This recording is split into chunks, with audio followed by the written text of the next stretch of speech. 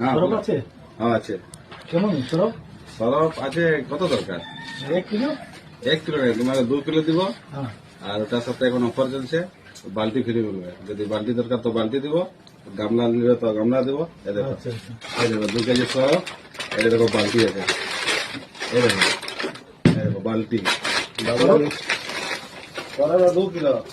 সরবটা ভালো আছে তো? হ্যাঁ একদম ফার্স্ট ক্লাস, 1 নম্বর আছে। যত কাঁচড়া কাপড় একদম সাফ হবে। আচ্ছা যদি গামলা নেবে তো গামলা দিব।